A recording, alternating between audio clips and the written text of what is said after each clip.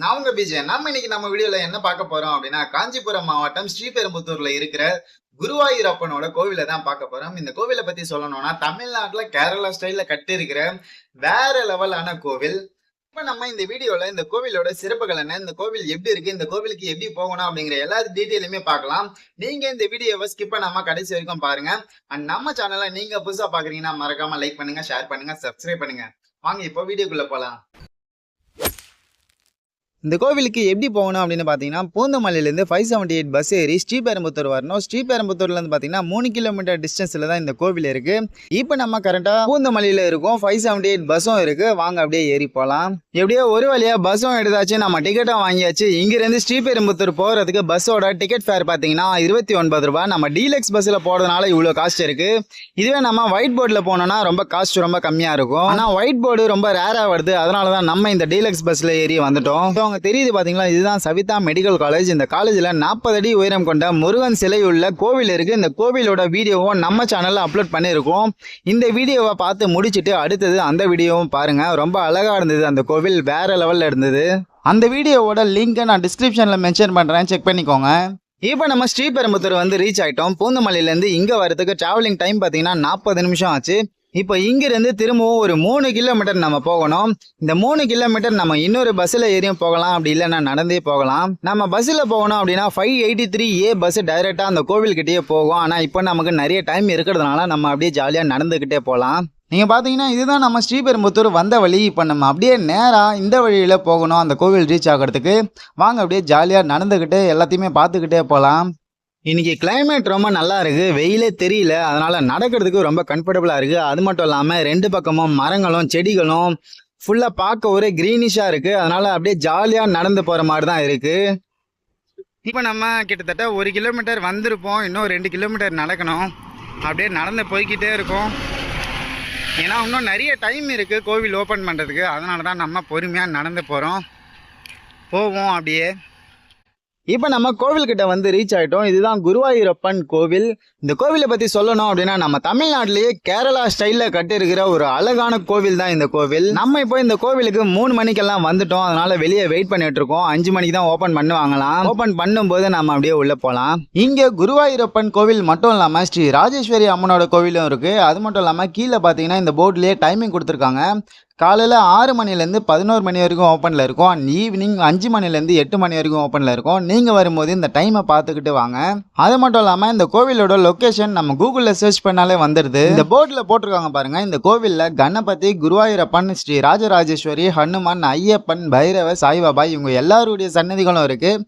நம்ம எல்லாருடைய சன்னதிகளையும் ஒன்றொன்னா பார்த்துக்கிட்டே போகலாம். இப்போ டைம் பார்த்தீங்கன்னா 5 ஆயிடுச்சு. நம்மளும் உள்ளே வந்துட்டோம். இப்போ நம்ம முதல்ல குருவாயூரப்பனோட கோவிலை பார்த்துக்கிட்டு அதுக்கப்புறம் ரெண்டாவது ராஜேஸ்வரி அம்மனோட கோவிலை பார்க்கலாம். இப்போ நம்ம கோவிலோட உள்ள வந்துட்டோம். பேக் சைடில் இருக்கும். இங்க பாருங்க கோவிலை எவ்வளவு அழகா கட்டியிருக்காங்க பாருங்க. கேரளா ஸ்டைல நம்ம தமிழ்நாட்டில் கட்டியிருக்காங்க. இப்படி ஒரு கோவிலை நான் இதுதான் முதல் வாட்டி பார்க்குறேன். அவ்வளோ அழகா இருக்கு இந்த கோவில், வேற லெவல்ல கட்டியிருக்காங்க. அது மட்டும் இல்லாம இந்த கோவில்ல எந்த சத்தமுமே கேட்கல, அவ்வளோ சைலண்டா இருக்கு, அவ்வளோ பீஸ்ஃபுல்லா இருக்கு. அப்படியே இந்த கோவிலை சுத்தி புல்தரை போட்டிருக்காங்க. இது பார்க்க ரொம்ப ரொம்ப நல்லா இருக்கு, கிரீனிஷா செம்மையா இருக்கு பார்க்க. அது மட்டும் இல்லாம இந்த புல்தரையோட இந்த கோவிலை பார்க்கறதுக்கு இன்னும் வேற லெவல்ல இருக்கு. இந்த கோவிலை கேரளா ஸ்டைல்ல கட்டினது மட்டும் இல்லாம கேரளாவில் குருவாயூரப்பனுக்கு என்னென்னலாம் பூஜைகள் பண்ணுவாங்களோ அதே சிறப்பு பூஜைகள் இந்த கோவில்லையும் பண்ணுவாங்க. அது மட்டும் இல்லாம இந்த கோவிலை ரொம்ப நீட்டா மெயின்டைன் பண்ணிட்டு வராங்க பாருங்க. செம்மையா இருக்கு பார்க்க. ஒரு மறக்க முடியாத அனுபவம் இந்த கோவிலுக்கு வந்தது. இங்க பாருங்க மேல ஒரு பாம்போட வடிவத்தை வடிவமைச்சிருக்காங்க. இந்த மாதிரி கோவிலை சுத்தி 4 பக்கமும் வடிவமைச்சிருக்காங்க. இது சும்மா ஒரு டிசைனுக்காக வடிவமைச்சாங்களா இல்ல ஏதாவது ரீசன் இருக்கா அப்படின்னு தெரியல. உங்களுக்கு யாருக்காவது தெரிஞ்சுதுன்னா கமெண்ட்ல சொல்லுங்க, நானும் தெரிஞ்சுக்கிறேன். அப்படியே கீழே பார்த்தோம்னா மேட்டு போட்டிருக்காங்க. இது வெயில்ல வந்தோம்னா நமக்கு நடக்கிறதுக்கு ஈஸியா இருக்கும், நடக்கிறதுக்கும் நல்லதா இருக்கு சாஃப்டா. நம்ம உலகத்துல எங்க போனாலும் அங்க ஒரு சிவலிங்கம் கண்டிப்பா இருக்கும். இந்த கோவிலையும் ஒரு குட்டி சிவலிங்கம் இருக்கு. எல்லாம் சிவமயம். இப்ப நம்ம கோவிலோட முன்பக்கத்துக்கு வந்துட்டோம். இங்க பாத்தீங்கன்னா இங்க ஒரு கொடி மரம் இருக்கு. கொடி மரத்துக்கும் மண்டபம் கட்டியிருக்காங்க. அது மட்டும் இல்லாமல் இந்த கொடி மரத்தில் பாருங்களேன், சின்ன சின்ன சிற்பங்களை ரொம்ப அழகாக செதுக்கி அப்படியே சுற்றி வச்சிருக்காங்க. இது பார்க்க ரொம்ப ரொம்ப நல்லா இருக்கு. அப்படியே உள்ள வந்து குருவாயூரப்பனை தரிசனம் பண்ணிட்டோம். தரிசனம் பார்த்தீங்கன்னா ரொம்ப அருமையாக கிடைச்சிது. அது மட்டும் இல்லாமல் தரிசனம் பண்ணி முடிச்சதும் நம்ம கையில் பார்த்தோன்னா ஒரு வாழை இலையில பூக்களை போட்டு கையில் கொடுத்தாங்க. இந்த மாதிரி கொடுக்கறது நான் இந்த கோவிலில் தான் பார்க்குறேன். ரொம்ப ரொம்ப நல்லா இருக்கு.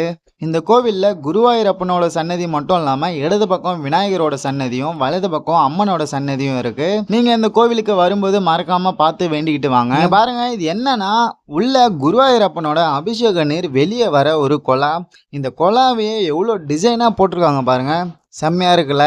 இப்போ நம்ம இந்த கோவிலை ஃபுல்லா பார்த்து முடிச்சிட்டோம். இந்த கோவில் எப்படி இருந்தது அப்படிங்கிறத நீங்க மறக்காம கமெண்ட்ல சொல்லுங்க. அடுத்ததா நம்ம இப்போ ஸ்ரீ ராஜராஜேஸ்வரி அம்மனோட கோவிலை பார்க்க போலாம்.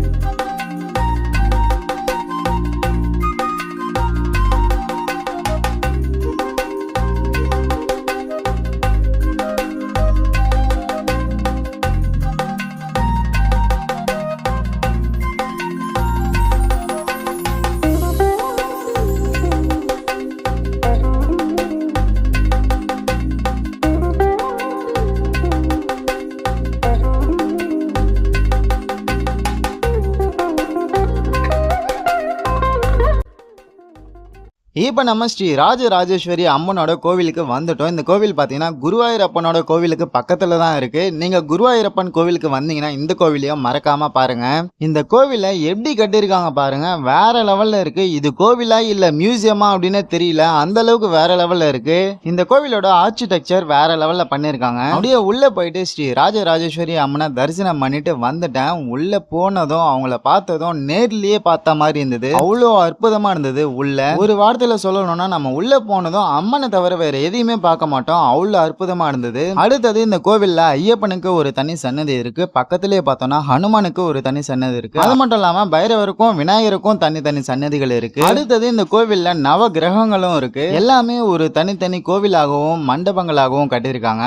ஒரு சன்னதியும் பார்த்துக்கிட்டு வந்துட்டு இருந்தா. அப்படி வந்துட்டு இருக்கும்போது ஹனுமானோட சன்னதிக்கு வந்து வேண்டிக்கிட்டு அப்படியே சுத்திட்டு வரும்போது இங்க பார்த்தோம்னா 2 பாதங்கள் தெரிஞ்சது.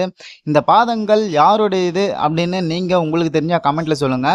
எனக்கு தெரிஞ்ச வரைக்கும் இந்த பாதங்கள் ராமருடையது அப்படின்னு நினைக்கிறேன். ஏன்னா ஹனுமனோட சன்னதிக்கு பின்னாடி தான் இந்த பாதங்கள் இருக்கு. இப்போ நம்ம இந்த கோவிலை ஃபுல்லாக பார்த்துட்டோம். இந்த கோவில் பார்க்க எப்படி இருக்குன்னா நம்ம ரெகுலராக பார்க்குற கோவிலை விட ரொம்ப டிஃப்ரெண்ட்டாகவும் ரொம்ப புதுசாகவும் இருக்குது. இந்த ஒரு இடத்துல இப்படி ஒரு கோவில் இருக்கும் அப்படின்னு நான் எக்ஸ்பெக்ட் பண்ணவே இல்லை. நம்ம வந்தது பார்த்தீங்கன்னா குருவாயூரப்பனோட கோவிலை பார்க்கறதுக்காக தான் வந்தோம். ஆனால் இங்கே வந்தால் குருவாயூரப்பனோட கோவிலை பார்த்ததுக்கு போனஸாக ஸ்ரீ ராஜராஜேஸ்வரி அம்மனோட கோவிலையும் பார்த்துட்டோம். ஒரு புது அனுபவமாக இருக்குது இந்த கோவில். நம்ம லைஃப்பில் ஒரு வாட்டியாவது பார்க்கணும் அப்படின்னு நினைக்கிற கோவில்களில் இந்த கோவிலும் ஒன்று. அடுத்தது சாய்பாபா கோவில் எங்கே இருக்குது அப்படின்னு கேட்டிங்கன்னா இதோ அங்கே இருக்கு பாருங்க. இந்த ஒரு கோவிலுக்கு வந்தா போதும் போல நம்ம நிறைய கடவுள்களை இந்த கோவில்லயே பார்க்கலாம். பாபாவை பார்த்துட்டு அப்படியே இந்த கேட்ல பாருங்க, தினமும் 12:30 மணி முதல் 1:30 மணி வரை அன்னதானம் பண்றாங்க. இது ஒரு சிறப்பான விஷயம் இந்த கோவில்ல. நம்ம ஊர்ல இல்ல நம்மளுக்கு பக்கத்து ஊர்ல நம்மளுக்கு தெரியாத நிறைய கோவில்களும் நிறைய இடங்களும் இருக்கு. இந்த இடங்களையும் கோவில்களையும் எல்லாத்தையுமே நம்ம சேனல்ல நம்ம பார்க்கலாம். நம்ம ஊர் மட்டும் இல்லாம எல்லா ஊருக்கும் நம்ம போகலாம். அதுக்கு இந்த வீடியோ பார்க்குற நீங்க பண்ண வேண்டிய ஒரே விஷயம் நம்ம சேனலை சப்போர்ட் பண்ணி லைக் பண்ணுங்க, சப்ஸ்கிரைப் பண்ணுங்க. அது மட்டும் இல்லாம நம்ம போடுற வீடியோல அடுத்தடுத்து என்ன வீடியோ போடலாம் அப்படிங்கறதையும் கமெண்ட்ஸ்ல மென்ஷன் பண்ணுங்க. வீடியோ அப்லோட் பண்ண நான் ரெடியா இருக்கேன். சப்ஸ்கிரைப் பண்ணி சப்போர்ட் பண்ண நீங்க ரெடியா இருங்க. இந்த வீடியோ எவ்வளவு வைரல் ஆகும் அப்படின்னு தெரியல. இந்த வீடியோ உங்களுக்கு பிடிச்சிருந்தா மறக்காம லைக் பண்ணுங்க, உங்க ஃப்ரெண்ட்ஸுக்கும் ஷேர் பண்ணுங்க. இந்த வீடியோவை இதோட நம்ம முடிச்சுக்கலாம். இந்த 2 கோவில்களையும் பார்த்த முழு திருப்தியோட நான் கிளம்புறேன். இதே மாதிரி இன்னொரு வீடியோல நம்ம மீட் பண்ணலாம். Take care and by.